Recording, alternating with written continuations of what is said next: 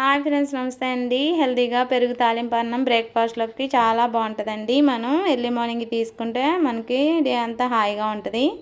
కావాల్సిన పదార్థాలండి: పచ్చెనపప్పు, మినపప్పు, ఆవాలు, జీలకర్ర, కరివేపాకండి, అల్లం ముక్కలు చిన్నగా కట్ చేసుకునేవి, ఒక పచ్చిమిర్చి అండి, పెరుగు, అన్నం అండి. మనం ఉడకపెట్టుకున్న అన్నం మార్నింగ్ ఫ్రెష్గా ఉన్న పర్వాలేదు, లేకపోతే నైట్ మిగిలిపోయిన అన్నంతో కూడా చేసుకోవచ్చండి. దానిమ్మకాయ వేసేసుకుని పక్కన పెట్టుకోండి. ఫైనల్లో వేసుకోవాలి మనం. దానిమ్మకాయ లేకపోయినా ఒక్కొక్కసారి ఉండదు కదండి, ఆప్షనల్ అండి. అది వేసుకుంటే బాగుంటుంది. నా దగ్గర ఉంది కాబట్టి నేను వేసాను.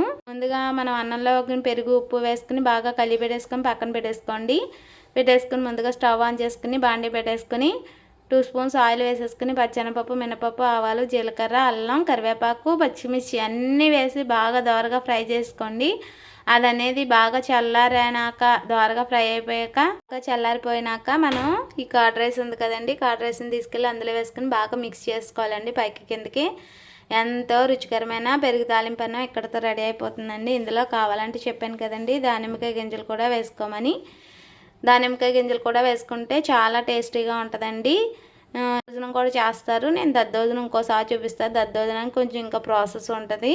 అయితే మనం మార్నింగ్ తీసుకున్నప్పుడు కొంచెం హాయిగా ఉండాలంటే ఇలా చేసుకుని తినేస్తే చాలా బాగుంటుందండి. ఇంకా పిల్లలకి ఎవరికైనా టిఫిన్ లేనప్పుడు గట్టా మనం కొంచెం అన్నం త్వరగా వండేసుకుని ఇలా తాలింపు వేసేసుకుంటే చాలా టేస్టీ అండ్ పెరుగు హెల్తీ తాలింపు అండి. తాలింపు పెరుగు అన్నం అండి. దానిమ్మకాయలు వేసుకుని మొత్తం పైకి కిందకి కలిపేసుకోండి. దానిమ్మకాయ గింజలు వేసేసుకొని అంతే అండి, సర్వ్ చేసుకోవడమే. ఒకవేళ నా వీడియో కనుక మీకు ఎవరికైనా నచ్చితే కంపల్సరీ ట్రై చేసుకోండి.